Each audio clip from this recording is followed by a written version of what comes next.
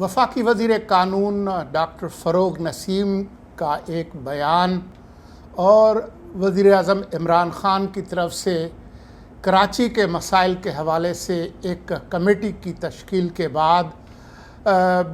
ملک میں اور بالخصوص صوبہ سندھ میں ایک سیاسی طوفان بپا ہے۔ ان کے بیان اور پھر اس کا آئین کے آرٹیکل 149 سیکشن 4 کا جو حوالہ دیا گیا، اس حوالے سے سندھ کے اندر خاص طور پر خاصی گرما گرمی ہے۔ ایک طرف پاکستان پیپلز پارٹی اور ان سے ہمدردی رکھنے والے لوگ یہ کہہ رہے ہیں کہ دراصل آرٹیکل 149(4) کا حوالہ دے کر عمران خان سرکار اور ان کے سندھ میں جو اتحادی ہیں MQM پاکستان،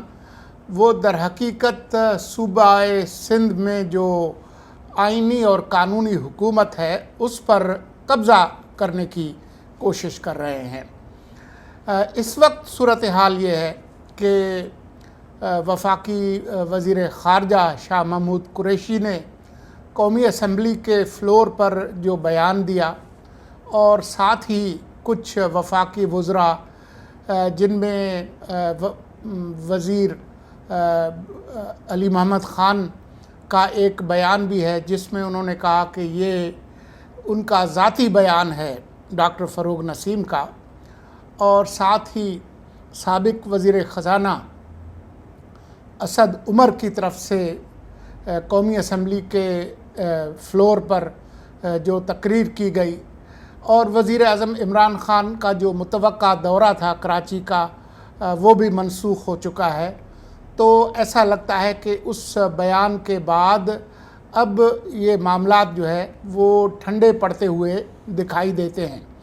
لیکن اس پورے عمل کے دوران جو گرد و غبار اٹھا ہے، جو شور اٹھا ہے، وہ ایک طرح سے موجود رہے گا۔ مسئلہ جو ہے وہ صرف آئین کی کسی شق کی تعبیر اور تشریح کا نہیں ہے۔ آرٹیکل 149 اکثر قانونی ماہرین وہ یہ کہتے ہیں کہ اس کے اندر وفاقی حکومت کے پاس یہ اختیار ہے کہ صوبوں کو کچھ معاملات میں کچھ ڈائریکشنز ضرور دے سکتے ہیں، لیکن 18ویں ترمیم کے بعد جس میں اسی آرٹیکل کا جو سیکشن 2 ہے اس کو حذف کر دیا گیا، در حقیقت آئین کی ان شقوں میں سے آرٹیکلز میں شمار ہوتا ہے جو بہت واضح نہیں ہیں۔ آرٹیکل 149 کے تحت یہ تو کہا گیا ہے کہ وفاق صوبوں کو کچھ ڈائریکشن دے سکتا ہے، لیکن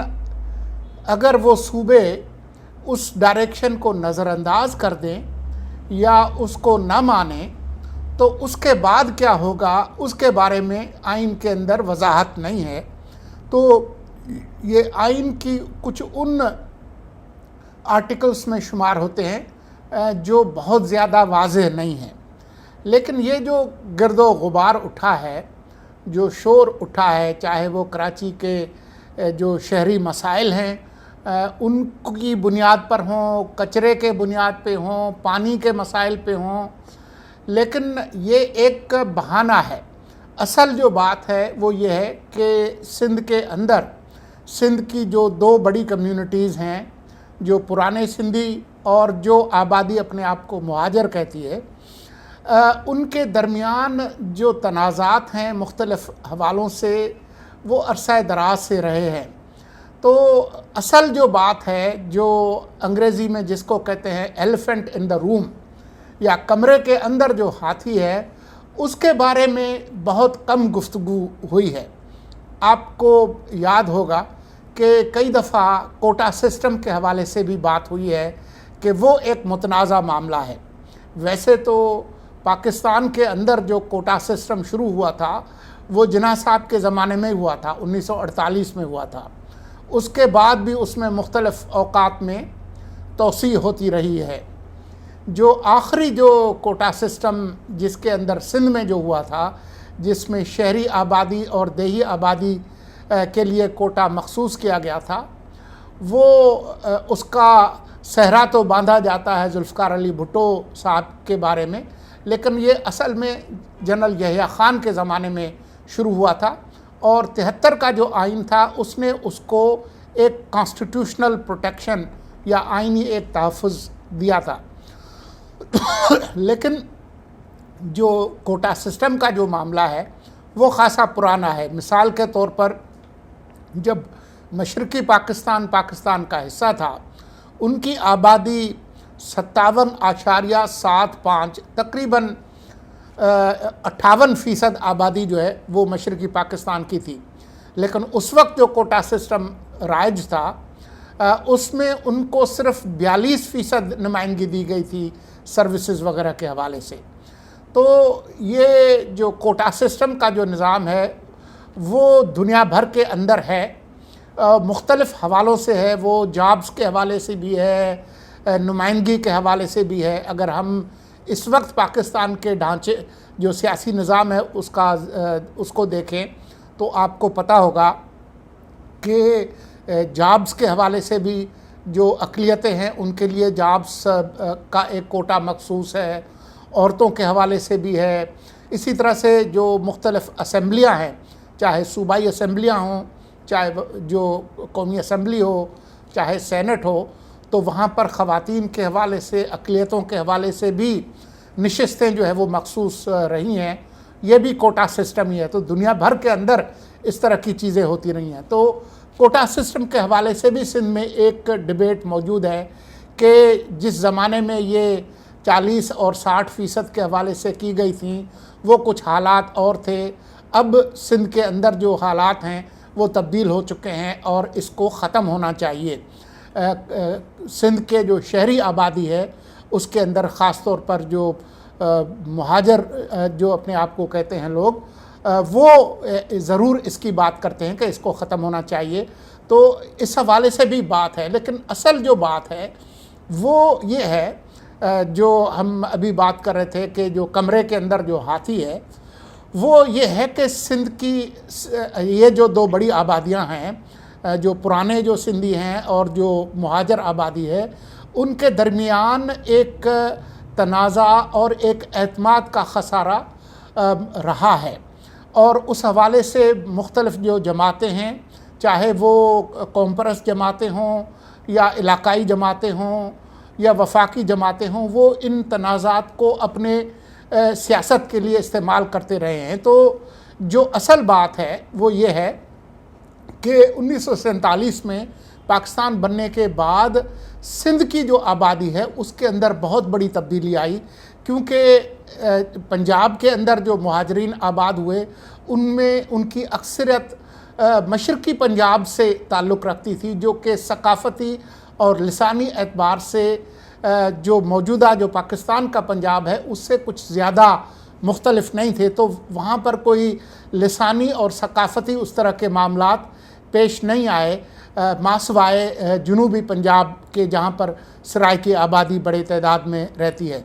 لیکن سندھ کے اندر جو ہے یہ مسائل اس لیے ہوئے کہ بالکل مختلف کلچر اور زبان کے لوگ بہت بڑی تعداد میں سندھ کے اندر آباد ہوئے، اور وہ زیادہ تر جو سندھ کے شہری علاقے ہیں خاص طور پر کراچی میں آباد ہوئے، جس سے جو ایک لسانی اور ثقافتی جو تشکیل ہے صوبے کی اس میں بہت بڑی تبدیلی آئی۔ تو اس حوالے سے کچھ اختلافات رہے ہیں، لیکن جو معاملہ ہے وہ یہ ہے کہ یہ جو تنازعات مختلف وقتوں میں رہے ہیں جس کی وجہ سے کئی دفعہ فسادات بھی ہوئے ہیں۔ مثال کے طور پر آپ کو یاد ہوگا کہ جولائی 1972 میں جب سندھی زبان کا ایک بل منظور کیا سندھ اسمبلی نے، تو سندھ کے اندر فسادات پھوٹ پڑے تھے۔ ذوالفقار علی بھٹو صاحب اس وقت پاکستان کے صدر تھے، وہ وزیر اعظم نہیں بنے تھے۔ تو آپ یہ دیکھیں کہ 20 دسمبر 1971 کو انہوں نے اقتدار سنبھالا، اور 7 جولائی 1972 کو یعنی تقریباً 7 مہینے بعد، ان کے اقتدار کو ابھی 7 مہینے ہی ہوئے تھے، تو سندھ میں یہ فسادات پھوٹ پڑے اور بھٹو کو سندھ آنا پڑا، اور انہوں نے سندھ کے ان تمام شہروں کا دورہ کیا جہاں پر اس طرح کے واقعات ہوئے تھے، اور پھر ان کے جو کزن تھے ممتاز علی بھٹو جو اس وقت سندھ کے وزیر اعلیٰ تھے، بھٹو صاحب نے ان کو ہٹایا، ان کو وفاق میں لے گئے، ان کو وفاقی وزیر مواصلات بنایا اور غلام مصطفیٰ جتوئی کو سندھ کا وزیر اعلیٰ بنایا، اور پھر بعد میں یہ معاملات جو ہے وہ ٹھنڈے پڑے۔ تو ہم جو وہ لسانی جو بل تھا اس کی زیادہ تفصیل میں نہیں جاتے، لیکن اس کی وجہ سے آپ کو یاد ہوگا کہ فسادات پھوٹ پڑے تھے، اور اس وقت جو جنگ اخبار کے جو قطعے لکھتے تھے شاعر رئیس امروی صاحب، انہوں نے ایک شعر لکھا تھا جو کہ جنگ اخبار کے بارڈر پہ بھی تھا کہ اردو کا جنازہ ہے ذرا دھوم سے نکلے۔ تو جو سندھ کے جو شہری علاقے ہیں ان کی سیاست کافی عرصے سے مختلف رہی ہے۔ جو خود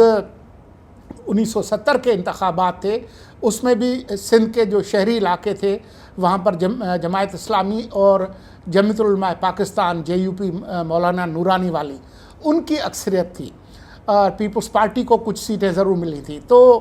بعد میں 85 میں ہم نے دیکھا کہ MQM کا آغاز ہوا۔ 1988 میں 30 ستمبر 1988 کو پہلے حیدرآباد میں ایک بڑے پیمانے پہ قتل عام ہوا، جس میں اکثر جو ہے وہ جو مہاجر آبادی تھی ان کے لوگ مارے گئے، کوئی 150 کے قریب لوگ مارے گئے، اور اس کے اگلے دن ہم نے دیکھا کہ کراچی کے اندر جو سندھی آبادی تھی ان پہ حملے ہوئے اور بہت سے سندھی مارے گئے۔ تو جو سندھ کی یہ جو مستقل جو دو بڑی کمیونٹیز ہیں، ایک پرانی جو سندھی کمیونٹی اور جو مہاجر ہے، ان کے درمیان مختلف حوالوں سے تنازعات رہے ہیں۔ اب وہ مختلف شکلوں میں اپنے آپ کو ظاہر کرتے ہیں۔ ایک اعتماد کی کمی ہے، مثال کے طور پر جو مہاجر آبادی ہے ان کے بہت سے جو لوگ ہیں وہ یہ سمجھتے ہیں کہ ان کو سندھ کے اندر برابر کا شہری نہیں مانا جاتا۔ مثال کے طور پر یہ سوال کہ کیا کوئی مہاجر سندھ کا وزیر اعلیٰ بن سکتا ہے، حالانکہ قانونی اور آئینی اعتبار سے اس میں کوئی رکاوٹ نہیں ہے، لیکن بڑے عرصے سے اس طرح کا کوئی واقعہ ہوا نہیں ہے۔ اسی طرح سے جب بیگم رانا لیاقت علی خان سندھ کی گورنر بنی، تالپور صاحب جو ہے ان کے بعد، میر رسول بخش تالپور کے بعد، تو اس کے بعد ایک سندھ کے اندر ایک بغیر اعلان کے ایک روایت رہی ہے کہ جو وزیر اعلیٰ ہوگا وہ کوئی پرانا سندھی ہوگا، اور جو گورنر ہوگا اس کا تعلق پرانی سندھی جو کمیونٹی ہے اس سے نہیں ہوگا، وہ مہاجر ہوگا یا میمن ہوگا، گجراتی ہوگا یا کوئی اور کمیونٹی کا بندہ ہوگا۔ تو یہ ایک صورتحال رہی ہے۔ اصل جو معاملہ ہے وہ یہ ہے کہ سندھ کے اندر یہ جو دو بڑی کمیونٹیز ہیں ان کے اندر ایک اعتماد کا خسارہ ہے، اور جو سندھ کے جو دانشور ہیں، چاہے ان کا تعلق پرانے سندھیوں سے ہو یا مہاجر آبادی سے ہو، ان کے حوالے سے کوئی ایسی کوشش نہیں ہوئی کہ وہ کسی ٹیبل پہ بیٹھ کے کسی ڈائلاگ کے ذریعے اپنی جو رنجشیں ہیں، جو خدشات ہیں، جو شکایات ہیں ان کو میز پر رکھیں اور سندھ کے اندر خود ایک کوئی ٹروتھ اینڈ ریکنسیلیشن کریں، تاکہ سندھ کے اندر جو ہے یہ جو بار بار کسی نہ کسی حوالے سے کوئی تنازع اٹھتا ہے، چاہے وہ آرٹیکل 149 کی شکل لے لے، چاہے وہ یہ ہو کہ جی مقامی جو ادارے ہیں، مقامی حکومتوں کے ان کو مضبوط کیا جائے، ان کو بااختیار کیا جائے، جو کہ آئین کے اندر ایک آرٹیکل موجود ہے، آرٹیکل 140A، جس کے اندر بہت وضاحت سے لکھا گیا ہے کہ جو مقامی حکومتیں ہیں وہ سیاسی، انتظامی اور معاشی طور پر خود مختار ہوں گی۔ تو کیا سندھ کا جو مقامی حکومتوں کا قانون ہے وہ آئین کی اس شق پر پورا اترتا ہے؟ اور صرف سندھ ہی کیوں، کیا پنجاب کا جو لوکل گورنمنٹ کا قانون ہے یا اور صوبوں کا وہ اس پہ پورا اترتا ہے؟ تو یہ ایک الگ بحث ہے۔ لیکن جو شروع میں جو ہم بات کر رہے تھے جس کمرے کے ہاتھی کی، وہ یہ ہے کہ یہ ایک حقیقت ہے کہ سندھ کے اندر تمام تر خواہشات اور کوششوں کے باوجود جو سندھ کی جو دو بڑی آبادیاں ہیں یا برادریاں ہیں ان کے درمیان ایک اعتماد کا خسارہ موجود ہے جو کہ وقتاً فوقتاً کسی نہ کسی تنازع کی شکل میں اپنے آپ کو ظاہر کرتا ہے۔ ضرورت اس بات کی ہے کہ یہ جو سرفیس پہ سطح پہ جو کئی دفعہ جو ہے جو غبار اٹھتے ہیں اور ہم جو فروئی جو معاملات ہیں ان میں الجھ جاتے ہیں کہ کیا یہ کوئی آئین کی کسی شک کا معاملہ ہے یا کیا معاملہ ہے، جو ضرورت اس بات کی ہے کہ سندھ جو کہ اپنے ساخت کے اعتبار سے ایک کثیر اللسانی صوبہ ہے، کثیر الثقافتی صوبہ ہے، برادریوں کے حوالے سے ایک بہت متنوع ایک صوبہ ہے، وہ تبھی ترقی کر سکتا ہے جب اس کی جو مستقل جو آبادیاں ہیں اور برادریاں ہیں ان کے درمیان اعتماد ہو اور ان کی جو رنجشیں ہیں، شکایات ہیں، خدشات ہیں، وہ پبلک لیول پہ ان کو ڈسکس کیا جائے، بات کی جائے اور وہ کوئی ایسا ایک راستہ اپنے لیے چنیں، نقشہ راہ، روڈ میپ ایک بنائیں جس میں کہ یہ جو تضادات اور جو تنازعات ہیں ان کا کوئی ایسا حل وہ تجویز کریں کہ یہ آبادیاں شیر و شکر ہو کے رہیں تاکہ یہ صوبہ جو ہے وہ ترقی کرے۔ سندھ اگر متحد ہوگا اور ان کی جو آبادیاں ہیں اور برادریاں ہیں وہ خوش ہوں گی تو وہ صوبہ ترقی کرے گا، اور وہ صوبہ ترقی کرے گا تو ملک ترقی کرے گا۔ ضرورت اس بات کی ہے کہ سندھ کے اندر سے کوئی ایسا انیشیٹو، کوئی پیش رفت سامنے آئے جس میں اس کے جو دانشور ہیں، سیاستدان ہیں، وہ کسی ایک میز پہ بیٹھ کے وہ معاملات جن پر کونوں خدروں میں بات ہوتی ہے یا کئی دفعہ انتہا پسند نعروں کی شکل میں ان کا کوئی حل ڈھونڈا جاتا ہے، آپس میں بیٹھ کر اس کا کوئی حل ڈھونڈیں تاکہ یہ ملک آگے چلے، یہ صوبہ آگے چلے۔ یہ معاملات جو ہے وہ اگر بند ہوں گے، ان پہ ڈھکن رکھیں گے اور صرف کہیں کہ نہیں ہم اچھے بھائی بن جائیں اور ہم جو ہے وہ اچھے پاکستانی بن جائیں، صرف ان نعروں سے کچھ نہیں ہوگا۔ جو رنجشیں ہیں ان کو سامنے لانا پڑے گا، ان پر بات کرنی پڑے گی، ان کا کوئی حل ڈھونڈنا پڑے گا، کیونکہ بقول شاعر دلوں کی الجھنیں بڑھتی رہیں گی اگر کچھ مشورے باہم نہ ہوں گے۔